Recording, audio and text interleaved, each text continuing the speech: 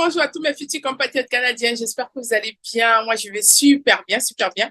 Et je fais surtout cette vidéo parce que j'ai pas mal de personnes qui m'ont annoncé que voilà, elles ont obtenu leur visa, elles sont en route pour le Canada, pour le Québec et ainsi de suite. Alors, je voulais en profiter pour vous donner quelques petits conseils avant que vous n'arriviez, ok? Parce que je sais, j'ai reçu pas mal de personnes qui sont arrivées au Canada et du coup, elles sont un peu comme, bon, on va dire qu'elles ne sont plus trop excitées comme avant. Et ça, je comprends, ça peut arriver parce que là, vous êtes sur un nouveau territoire et je voulais le dire spécialement pour que vous prépariez psychologiquement. C'est vrai, on parle du Canada, on trouve que oui, c'est un pays beau et ainsi de suite. Oui, c'est un très beau pays, mais ça dépend aussi avec quel état d'esprit vous arrivez ici. Donc, je voulais encourager plusieurs personnes, ne regardez pas le Canada avec les yeux de votre pays. Ne regardez pas le Canada au travers des lunettes de votre pays. Alors, avant d'arriver, prenez la peine vraiment de suivre les vidéos, de vous renseigner parce que j'ai eu une internaute qui m'a dit, voilà, elle va arriver au Manitoba et elle essaye déjà de savoir c'est quoi le climat, c'est quoi la mentalité des gens et ainsi de suite. Ça, c'est très important. Alors, je vais vous dire maintenant en 7 étapes et je vais vous donner 7 astuces pour arriver déjà au Canada et ne pas être choqué. Première astuce que je vais vous donner, renseignez-vous d'abord, essayez de poser les questions à des personnes qui sont ici. Donc, avant de quitter le pays, faites quand même, préparez quand même certaines courses. Si vous vous dites que voilà, vous n'avez pas assez de moyens, je sais, il y a la friterie hein, au Cameroun, par exemple, parce que moi, j'aime bien la friterie, j'aime les secondes mains. Je ne sais pas si vous êtes comme moi, même si vous avez vos moyens, des fois, bon, je me dis avec de l'argent, on peut faire autre chose.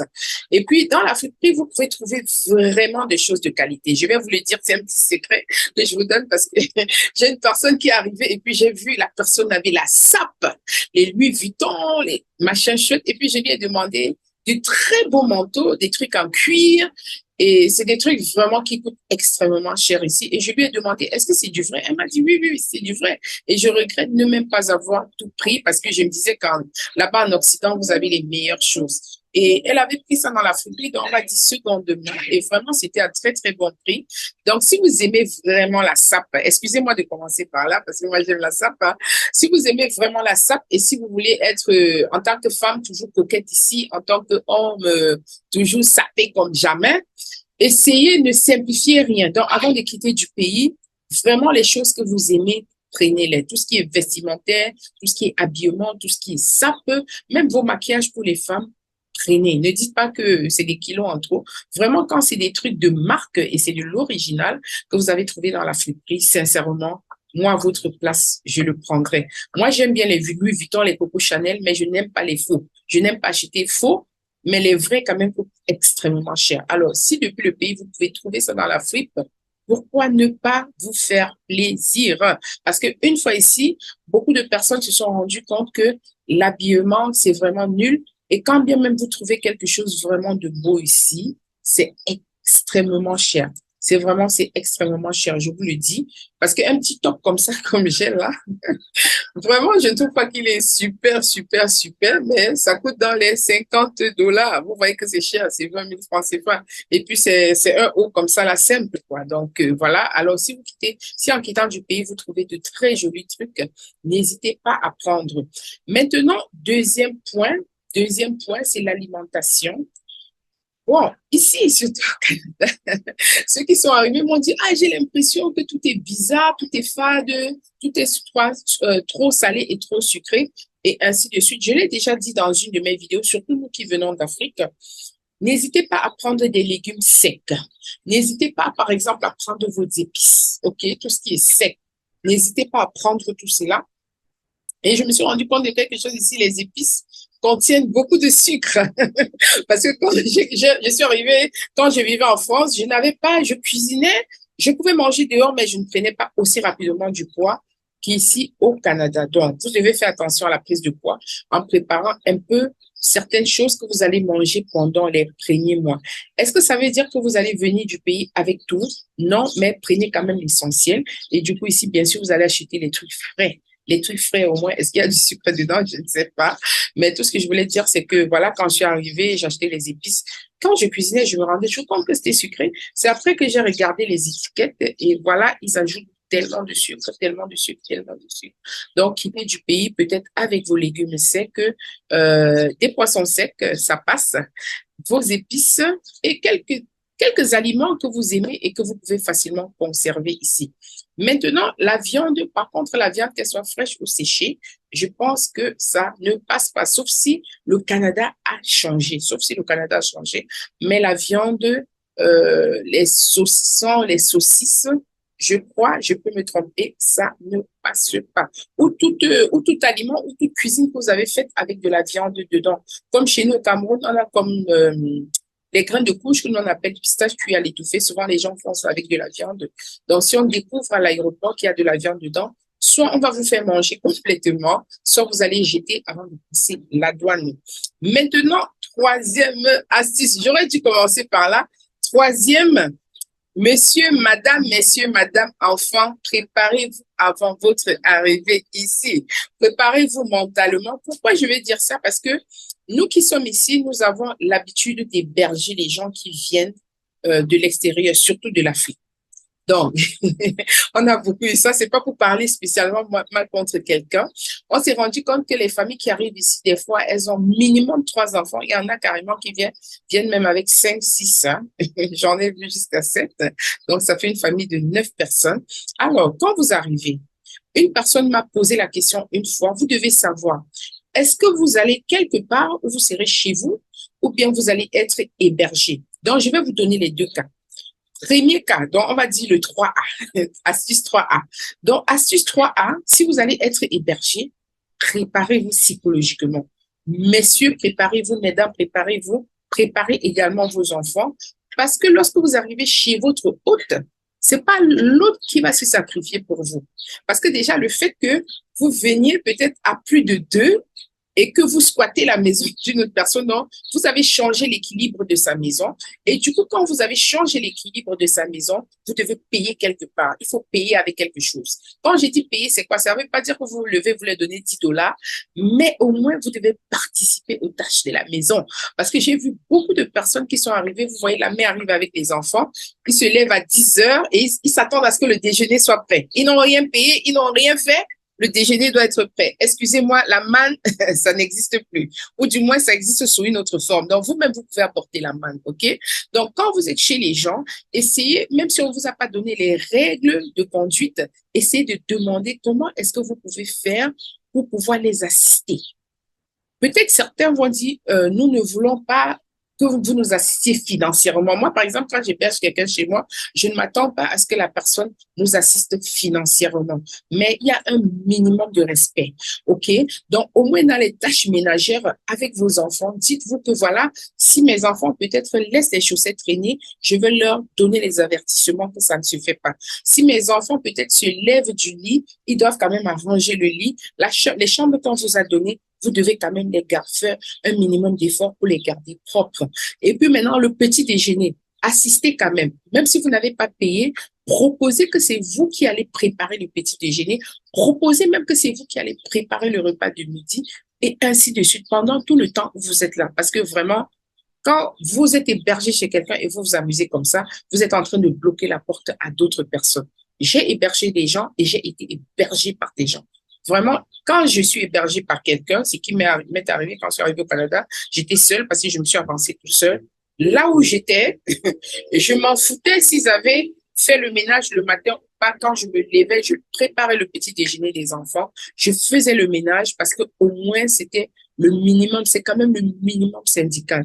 Donc, vous ne pouvez pas être chez quelqu'un et c'est la personne qui s'occupe encore de vous financièrement et dans tous les domaines. Donc, faites vraiment un effort. Pour le 3B, si vous allez être hébergé, déjà, si c'est quelqu'un qui cherche votre appartement, soyez gentil avec la personne et ne donnez pas un prix bizarre, quoi. Par exemple, j'ai des gens qui arrivent à Toronto, un appartement, 3 chambres à Toronto, ça coûte dans les 2 500 $. La personne te dit, ouais, j'ai 1 000 $, débrouille-toi avec. De toutes les manières, lorsque quelqu'un me dit maintenant, est-ce que tu peux chercher un appartement? Je demande son budget. Quand son budget est en dessin, je dis, va te débrouiller sur Kijiji. Donc, du coup, je vais vous mettre le lien de Kijiji. Donc, c'est comme ça que ça se passe. Soyez quand même respectueux et ne donnez pas un sacrifice à quelqu'un que vous-même, vous ne pouvez pas supporter. Maintenant, quatrième astuce, avant d'arriver ici, quatrième astuce, essayez de faire des contacts avec les gens d'ici. Donc, essayez d'être en contact avec les gens au Canada, avec certaines personnes, et ne faites pas comme si vous savez tout, OK? Donc, soyez vraiment, comment on va dire ça en français facile? Soyez quand même quelqu'un d'humble. Écoutez beaucoup. Ne faites pas genre, ma mère m'avait dit ceci, ma copine m'avait dit cela, parce que ceux qui arrivent des fois ici, souvent je leur dis, par exemple, lorsque vous allez arriver à l'aéroport, n'ayez pas peur. Et puis les gens me disent, ouais, on m'avait dit que si j'arrive à l'aéroport, je fais une erreur, on va me renvoyer rapidement au pays. Non, on va pas vous renvoyer rapidement. Certainement, peut-être si vous avez commis des erreurs, mais n'ayez pas peur. Évitez d'écouter les gens du pays, parce que lorsque la personne m'a raconté tout ça, je lui ai demandé, est-ce que tes amis étaient déjà au Canada? Elle m'a dit non. J'ai dit, mais moi qui suis au Canada, je t'explique comment tu vas faire et tes amis du pays t'expliquent et toi, tu crois plus en tes amis du pays qu'en ceux qui sont ici. Donc voilà, essayez d'être attentif, écoutez, ne dites non à rien. Même si les gens du pays vous disent, écoutez, mais comparez toujours les informations. C'est très, très important. Donc, établissez des contacts ici. Posez même des questions, même si vous croyez que c'est farfelu, dites à la personne, ouais, j'ai une question, ne la prends pas mal. Posez les questions sur l'habillement. Demandez même, vous avez quel marché là-bas d'habiller? La cuisine, c'est comment? Est-ce que je dois venir avec du sucre? Parce que j'ai vu des nouveaux, là, les étudiants qui sont même venus avec du sucre. Bon, le sucre ici, c'est le même sucre qu'au pays. Il est aussi sucré, hein. Le sel aussi est salé. OK? Je sais, quelqu'un m'a dit que notre sel n'est pas très, très salé. Mais au lieu de porter du sucre du pays, du sel, je trouve que ça, c'est un peu trop, quoi. Là, vous avez pris des kilos pour rien. Donc, ici, nous avons le sucre. Mais n'hésitez pas surtout à poser les questions. Ce n'est pas mal. Parce que ceux qui sont arrivés ici ont regretté de n'avoir pas pris certaines choses du pays. Alors, maintenant, la cinquième astuce. Cinquième astuce, je vais parler surtout à messieurs et madame. Cinquième astuce, avant de quitter du pays, arrangez tous vos contentieux. Désolée, hein? Arrangez tous vos contentieux. C'est pas pour mal parler contre quelqu'un, je parle de moi. Moi, je suis une femme et j'ai un défaut, hein? Je suis très rancunière. Et je me suis rendu compte que beaucoup de femmes sont rancunières. C'est quelque chose sur...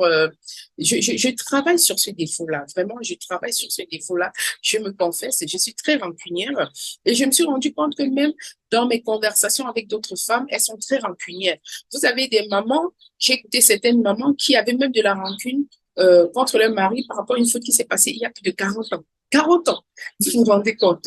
Donc, du coup, je m'adressais à messieurs et madame, surtout messieurs, parce qu'une fois, un pasteur nous a dit, voilà, les hommes généralement se rendent compte que ça n'allait pas quand la femme est partie. Voilà. Donc, avant de quitter du pays, prenez un temps, hein, je ne sais pas si vous avez au moins encore 2 mois devant vous, 3 mois. Prenez un temps avec votre épouse, allez même dans un resto. Messieurs, laissez votre épouse peut-être vous dire qu'est-ce qui l'a chagriné tout au long de votre parcours marital. Et je sais pour les hommes, c'est pas très, très évident. Essayez un peu d'être humble, même si c'est une femme qui est trop directe, parce que moi, je suis trop directe. Même si c'est une femme qui est trop directe, ne regardez pas à la femme directe, mais écoutez plutôt qu'est-ce qu'elle veut vous transmettre comme message. C'est quoi un peu le goût amer qu'elle a gardé. Donc, ne faites pas du genre, ouais, elle ne fait que se plaindre. C'est vrai que nous, les femmes, on se plaint beaucoup. On a tous les défauts du monde, on est très rancunière, mais si vous regardez à cela, je crois que vous n'allez jamais vous marier. Mais au moins, en ce moment, c'est essayer un peu d'ajuster les choses, essayer de rattraper certaines choses, essayer de sauver quelques meubles, vous posez un peu avec elle et vous dites, voilà, par exemple, vous avez déjà fait 10 ans de mariage, vous dites, j'ai déjà fait 10 ans, voilà, tu m'avais peut-être déjà dit ci, tu m'avais peut-être dit ça, mais qu'est-ce que tu penses? Comment tu penses que nous pouvons corriger certaines choses? Et ainsi de suite. Donc, demandez également la participation de votre femme. Enfin, je ne sais pas, hein. Je ne suis pas conseillère conjugale, mais je parle par rapport à moi-même. Et essayez aussi en tant que femme de faire des efforts, hein, parce que la rancune, là, ça n'aide pas. C'est vous qui êtes mal à l'aise. Donc, moi, quand je suis rancunière, quand je ne pardonne pas, je me fais du mal à moi-même. Je me fais du mal à moi-même. Donc, c'est ça. Donc, pour dire à mesdames, prenez vraiment le temps, examinez certaines choses, passez au-dessus de certaines choses, pardonnez. Même si on ne vous a pas demandé pardon, essayez de pardonner pour continuer. Parce que pardonner à l'autre, c'est vous faire du bien à vous-même d'abord. C'est pas à monsieur que vous faites du bien, mais c'est à vous d'abord. Donc, alors, messieurs, c'est tout ce que je voulais dire par rapport au point 5, par rapport à vous et votre épouse. Parce que ici, je me suis rendu compte que beaucoup, au moins sur je vais dire, 10 femmes que j'ai rencontrées, 8 étaient arrivées avec des rancunes et beaucoup sont parties, elles ont quitté l'homme. Parce qu'une fois ici, elles se sont rendues compte que voilà, elles sont capables de gagner autant d'argent que l'homme. Elles se sont également rendues compte que le Canada, c'est un pays pour les femmes, c'est un pays qui encourage beaucoup. Les femmes, même les femmes qui font des bêtises, on les encourage même encore plus. Certaines femmes se sont rendues compte de cela et après, bon, elles ont quitté le monsieur, quoi. Ça peut arriver. Donc, du coup, je prépare les autres afin que vous puissiez anticiper. Maintenant, sixième chose, ça, c'est vraiment pour les femmes. Donc, avant de quitter du pays, moi, je dirais, libérez-vous un peu, hein. Donc, ne quittez pas avec trop de stress. N'ayez pas peur parce que je sais que nous, les femmes, nous réfléchissons souvent beaucoup à l'avance sur des problèmes même peut-être qui vont exister là. Donc, essayez de vous libérer. Ne dites pas, ouais, quand on va arriver, je vais faire comment? Vraiment, je sais, je parle beaucoup d'anticipation, mais des fois, apprenez à être calme, apprenez à être calme, apprenez à être calme. Enfin, je m'adresse à moi-même. Il faut apprendre à être calme et ça va faire beaucoup de bien. Donc, dites-vous que voilà, vous allez à l'aventure. Bon, pour les chrétiens, moi, je suis chrétienne, hein, faites confiance à Dieu. Vous allez découvrir certaines choses sur le territoire que vous ne saviez pas encore. Peut-être la culture, le climat, ça peut vous choquer, mais essayez de prendre les choses avec beaucoup de calme et beaucoup de sérénité. Et encore pour les femmes, toujours la sucice. Quand vous allez arriver ici, faites attention surtout à vos relations. C'est, j'ai des connaissances qui m'ont dit, ouais, on s'est rendu compte que tu n'as pas trop d'amis chez toi, voilà. Et ainsi de suite, les gens n'arrivent pas beaucoup chez toi. En fait, moi, je n'ai pas beaucoup d'amis parce que depuis toute petite, je trie mes amis. Je trie énormément. Donc, j'ai des critères de sélection assez élevés. Oui, donc, alors c'est ce que je voulais dire à mesdames, faites vraiment attention. Des femmes qui vont venir vous dire, ouais, il te faut la maison maintenant. Il ne vous faut rien. Il vous faut la paix. Il vous faut la paix de Christ. Il vous faut la joie dans votre famille.